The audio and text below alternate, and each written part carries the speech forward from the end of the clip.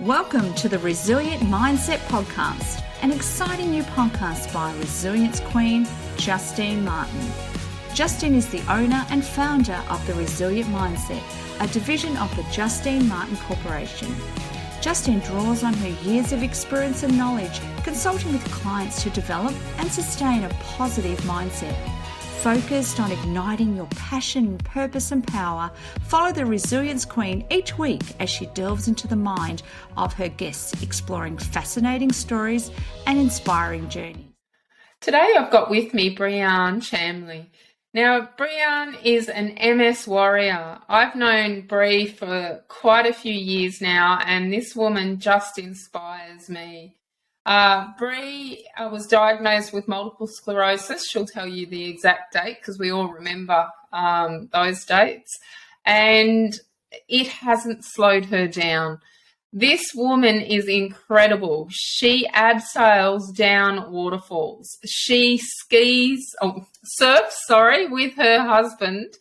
And the majority of the time, Bree is a wheelchair user. So there's lots of people that can surf and there's lots of people that can abseil. She rock climbs and then hops back into a chair afterwards. Absolutely incredible. She's a mum of two gorgeous boys. She's from Point Lonsdale in Victoria, Australia, and married to a wonderful husband, Lachlan. So welcome, Bree. Thanks. How are you going today? I'm a bit tired now. You want to tell everyone why you're a bit tired? Because I know why you are. We went up to Urban Surf today for the fourth time and, got pummeled, and then I managed to stand up on a wave for 13 seconds. I broke my record. That is absolutely fantastic. That's a resilience in itself. Every time you get up onto that board, you're there trying your hardest. Yeah. So, Bree, what does resilience mean to you? Resilience always meant that every time something knocks you over, you just get back up anyway. And that's right. Actually, one of my titles on one of my videos is just get back up. Because sometimes things will knock you down and make you feel like that you just can't cope. Then you just get back up anyway. That's right. Try it a different way. I always say this, life is a puzzle. You just have to work out how the puzzle's pieces fit. That's exactly right, Bree. So you do a lot of vlogging, don't you? So for those that don't know what vlogging is, you do lots of video blogs.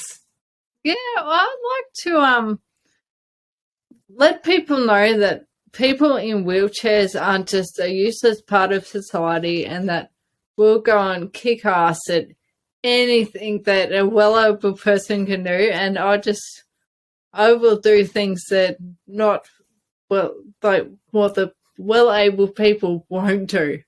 That's right, Bree. I know that you do. I know. And you're always videoing something. I know I feature on quite a few of your video blogs that you've done. Normally I'm hair not done, makeup not done, in my old clothes. And you've got that camera in front of my face, which is absolutely hysterical. Anyway, you're beautiful anyway. Oh, be all natural. Thanks, Bree. So let's talk about some of the adversities that you face and how do you draw on your resilience to cope with them? Well, I was on Channel 9 at the start of the year and they asked me pretty much the same question. And I said that you have those days where it all builds up and then you've just got to have a good cry, let it all go, let it all out.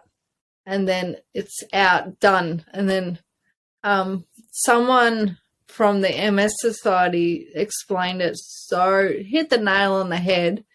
It's like having an emotional reset. Yeah. So I get frustrated, my legs hurt or won't work, and I want to go and run up the street and, jump out of planes by myself. You've done that. Yeah, but I didn't do it by myself. Neither did I. I did a tandem. Yeah. I want to be out in a flight suit, like flying over mountaintops and, climbing up ice waterfalls and doing all this stuff that walking over the harbour bridge. I know that's on your bucket list. That's on my bucket list, but they're just challenges that I've got to face one step at a time and take it in small bite-sized pieces, not just think of the whole thing as this huge thing. Because it's you got to break it down to make it manageable for where you are. Yep. Yeah. That's exactly right. That's exactly right. So what gets you out of bed every day, Bree? Oh, my alarm. Your alarm. I love it. Having to get the kids ready for school and kinder. So how old are you boys? 5 and 8. So do you want to tell everyone a little bit about your story? So you were diagnosed with multiple sclerosis. When I was 19. Yeah. So it was like the year after I left school. I went to New Zealand. I was feeling all pumped. I was like, I want to go all over the world and do all these crazy goals. I want to get to the first base camp of Mount Everest and, climb up these crazy things. And I wanted a life full of adventure. Yep. And then I got diagnosed and I was like, oh, crap. I just felt like someone slammed me in the face with a sledgehammer. Like I just hit a brick wall and it was like, what's my life going to look like now? And so that was a major adversity. Oh, totally. It took me a couple of years to even get out of the denial stage. Just going, nah, I can't feel it. It's all right. I don't even know what the spots on my brain are because no one explained it to me. Yeah, I'll be right. As long as, like, my neurologist at the time explained to me, I should follow, how it's been the last 5 years or how it'll go in the next 5 years. And it'll just be enough to be annoying. And that didn't quite go to plan, did it? No, but life never does. Doesn't. So you had to stop work because of your MS, Bree? Well, no, actually. I was a really accomplished musician and a singer-songwriter, and I thought, well, I want to give my music a shot. So I quit my job as a forklift driver and working in a storeroom. And I thought I'm going to give busking all day, every day a go. Yeah. See what I can get out of it. But because I hadn't dealt with my diagnosis, I developed massive, terrible anxiety. So I didn't go to Melbourne to pursue it. Probably would have been the smart thing to do. But I started in the winter and I just bussed outside of every supermarket in Geelong. And I went to... So in the cold, so we live in one of the coldest states of Australia. In the southern hemisphere, we don't get much warmth in winter at all. I think the average winter's day is probably about 10 degrees, and you're standing outside busking. Until 7:30 at night some nights. But then I thrive in the cold. I'm one of those MSs that loves cold. You are not. No, I'm not. I'm still glad you came down this way, though. Yeah, buddy, me too. We're like peas and carrots, aren't we? What's your saying for us? I don't know. There we go. There's an MS brain fart for you. Yeah. Peas and carrots are on the same plate. We mix, but we're different. I did warn you that I was going to be tired. I know you did. You've had a big day, and I appreciate you being on here tonight with us. I just had a singing lesson right before I there's another thing that you do. Singing, jumping out of aeroplanes, abseiling. I only did that once, and that was before someone came over and said that they know that places, they joke about them being meat bombs. And it was... We won't go there. We'll change that subject. But now they won't let me do it again. Bugger. Yeah. So you were diagnosed, you then left your job, you wanted to be a full-time busker. Yeah, I wanted to be a musician. I didn't care what I was doing. I just went out there and tried to gobble everything up, every opportunity that I could, even if some stuff I paid for to get into, which is now looking at it was ridiculous. Shouldn't have to do that. But then it started getting harder and harder to carry my equipment. Yep. I probably was driving 6 months longer than I probably should have. Was using the handbrake instead of the foot brake because I'd be like, oh, where's that one gone? So you don't drive anymore, do you? No, my husband does. You have your own personal chauffeur. I do. Yeah. I know. Sometimes it's like, what do you want to go there for? Oh, that's too far away. But he seriously does it. And he's driven me all the way to Myrtleford to play in a festival, which is what brings us to the next thing. Yes. I was feeling really sick. I thought, this festival is so hot here in Myrtleford. And it was March, I think. And so what year are we talking here, bro? 2013. Okay.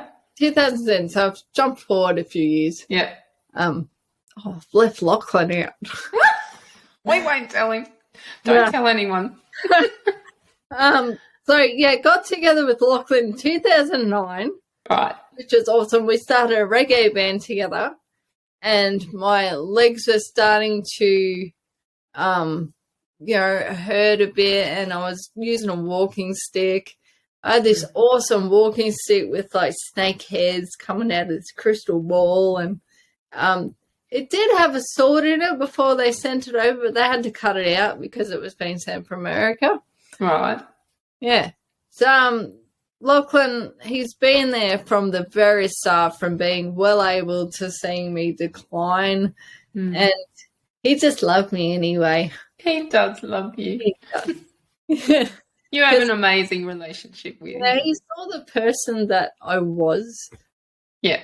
Not the person that I was trying to be, which I didn't even know who that was. Mm-hmm. But, yeah. So the person that you are. Yeah, that's true. Yes. And he could see straight through all that stuff. So we got together because he just come up to me one day and it's like, oh, gee, I really like this song. Can I, record it at home? I was like, yeah, no worries. And then he's like, that sounds really cool. Let's start a reggae band. And then one thing led to another. I'm writing songs for him. Come over and check him out, and yeah. And the next thing, they're married with 2 children. Yes. And it was after a couple of months, I just I knew he was the one, and I ended up going to Queensland for an MS fundraiser that they had in my honour, and then my aunties paid for my ticket up there, and I came back after 2 weeks because it was very stressful 2 weeks because I thought they didn't know how to care for me, but I wasn't as bad as what I am now. And I've came back, went home with Lachlan, and I have not left ever since. That's the story your mum tells as well. I'm in the same place, and I just don't ever want to leave here. Then fast forward to 2013 again, because I didn't want to leave Lachlan out. No, I better not leave him out. He might listen to this later. Yeah, he's an important part. But I was playing at a music festival in Myrtleford, and it was really hot anyway. And at 3 a.m, I was just like, oh, am I nauseous? Could I be pregnant? Where's my last period? I have no idea. I can't remember these things. I get home, and we thought, better get a pregnancy test from the supermarket just in case. And I was like, there's like 2 lines, but one of them is like it's faded and wobbly. And Lachlan's gone, I think you're pregnant. And I was like, oh no, how am I going to deal with this? Because like I wanted to get better before I had a family. Yep. And if I had waited, I wouldn't have had one. That's right. And everything is solvable. It is. When it comes to having a family with a disability. I mean, I was looking at a story about 2 quadriplegics that lived together, and they were just lifting the baby up with their romper in their mouth. Oh my gosh. Yeah, I know, that was a bit. That's resilience. Yeah, that's full on. So what's a day in the life of Bree like? It's pretty full on because I've got so many projects, and COVID just made me get even more, and then I get frustrated because I can't finish them all. So what are some of your projects that you've got? Okay. I secretly filmed for Nan for 2 years before she passed away. Because she didn't like the camera, did she? No, and she didn't know I had it there. And even if I had it right in front of her, turned on, I'd be like, what's that? Nothing. That camera, it's not turned on. So I got her holding my firstborn, Jaden, for like hours because she'd sort of like be weary of it at the start, and then she'd forget it was there and then just go nuts and start talking, and I got it all on film. And yeah, I've got about 6 movies that I've got to put together. And so what are you doing with the movies as well? There's something special that you're creating. I'm making like a documentary, a 6-part documentary now, thanks to COVID, of all her stories, and then making little drawings because you've taught me how to use Procreate. Make GIFs and movies, like just short ones. Yeah. And I just put it all together with like short bits of film that I found of like Geelong or Bamborough. Like we've driven up to Bamborough to go and get footage. Yeah. And that's an amazing tribute to your Nana, and something, that will become a time capsule then for your boys to see, and that's just a beautiful thing, Bree. So well done, you. It's taking ages.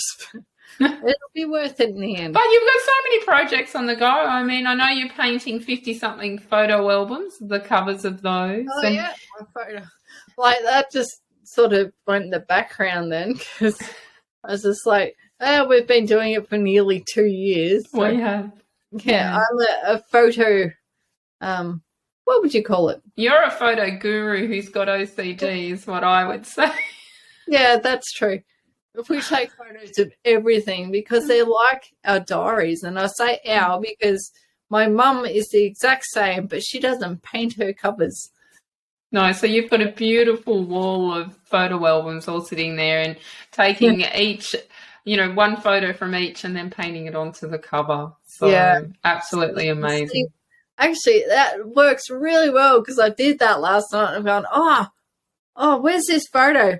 Oh, wait, I'll look for the cover with that era on it, and then I found it. And I've gone, this is such a good system.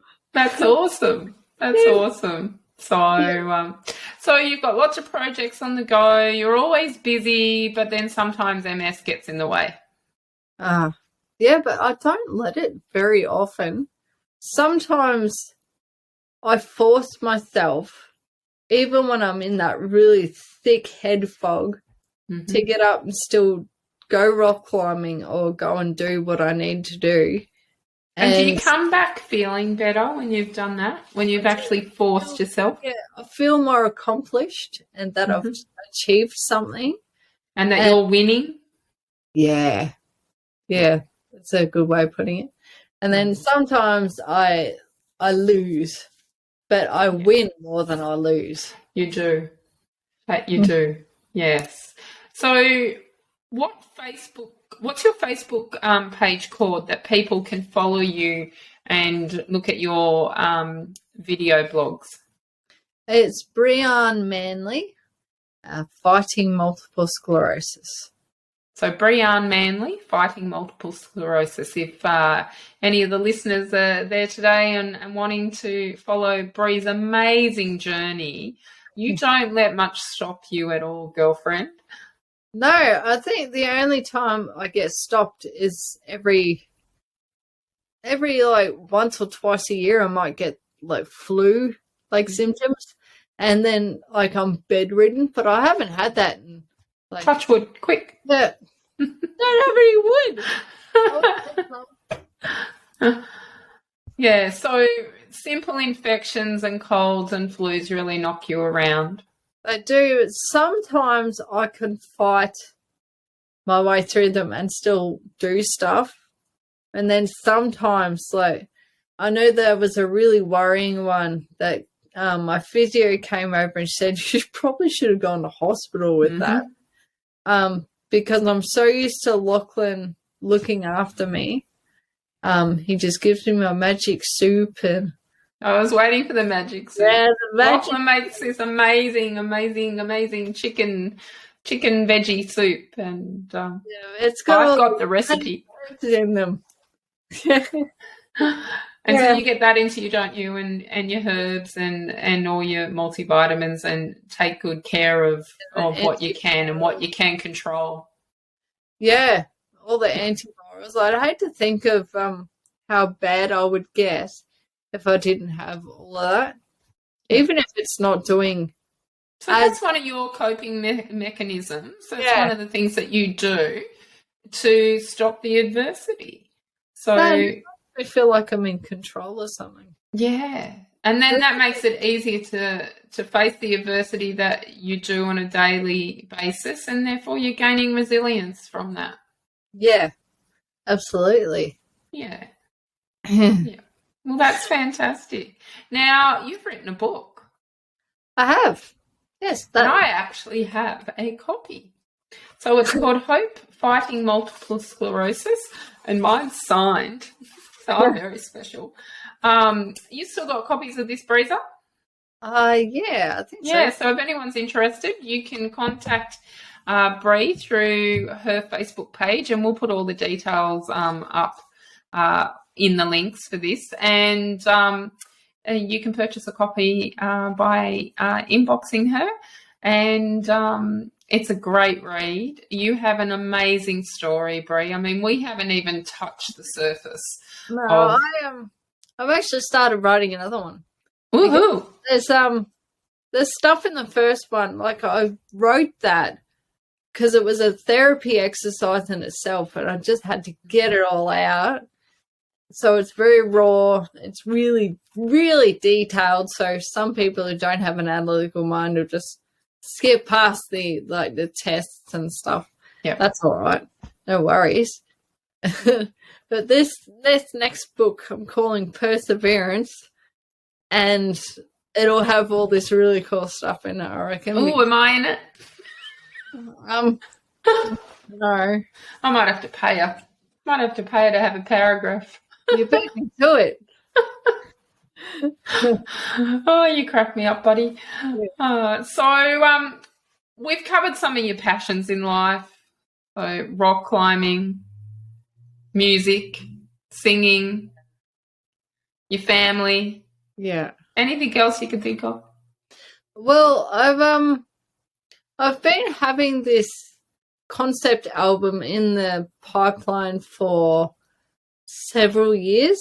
Mm-hmm. And I've started working on it in bits and pieces, but seeing as how Daniel, my youngest son, is going to be in school next year, I might have a better time where I can start focusing more back into my music, because I've gone really rusty. My hands stopped working for a bit there, and I think I just need a lot of practice, and obviously keeping the guitar up off the floor where little fingers can't get it and snap it. Yeah.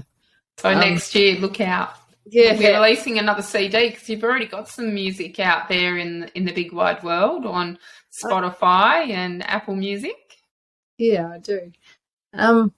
Yeah, but this album is going to be the concept of grief, and I'm writing a song for each stage, and I've already got one that I wrote when I was 19, and I'm trying to split that up to have like some when I was 19 and some from now to sort of show the what do you call it? The different stages. Thank you. Yeah, that. We quite often finish each other's sentences, don't we? Yeah, Justine helps when like I can't. Yeah. No more. That's all right. So, who are some of your role models with resilience? Oh, so I would have to say you. Oh, thanks, buddy.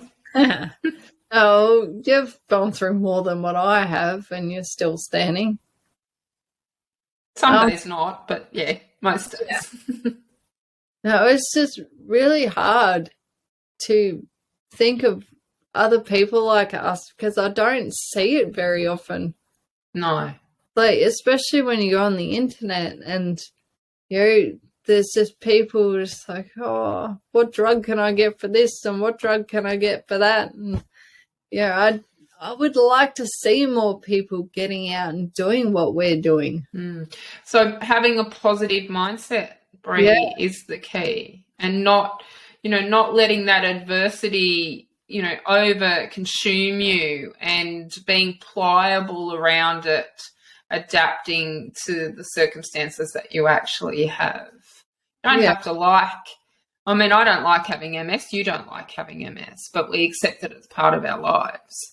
Yeah, And we've had some really good cries in your bathroom. We have. We've had lots of cries together about our bodies failing and, the life that we knew, doesn't exist anymore. But we're still creating memories. We're still out there living. You and I combined do far more than what the average person actually does, because we realise how precious time is. Would you agree, Bree? Yeah, so between the both of us, I think we've lived like 4 or 5 lifetimes together. Of adventure, yeah, we have, definitely. Still going. Yeah, exactly. Yeah. So I would I have to say it really helps having the support of my family. Yes. Through everything, and even when I'm having an off day and I go into the bathroom, I'll just cry. And everyone knows to leave me alone until I settle down. So that's support in itself, isn't it? To get it out. Yes. And it's important to get it out. That's one of your coping mechanisms to build that resilience. Yeah. Absolutely. So again, if you want to contact Bree and find out more about her story, the Facebook page is Bree-Arne Manley, fighting multiple sclerosis.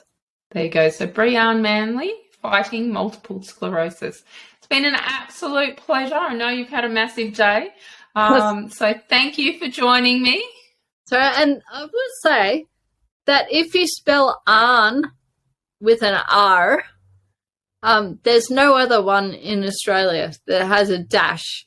There's only one other Bree-Arne, but that's all one word. Mine's like 2 little ones. It is. You got Bree, then dash, then Arne. It's pretty easy to find me. It is. And if not, you can contact me and I can put you in contact with Bree. So thanks for your time this evening. And everyone else, go out and do something different that you haven't done and think of Bree and I. Yeah, just do it. We hope you enjoyed the Resilience Mindset podcast. Remember to subscribe to the podcast to get your weekly fix listening to Resilience Queen Justine Martin. Follow Justine on social media at Resilience Mindset or log on to justinemartin.com.au. And until next time, remember, life doesn't get easier or more forgiving. We get stronger and more resilient.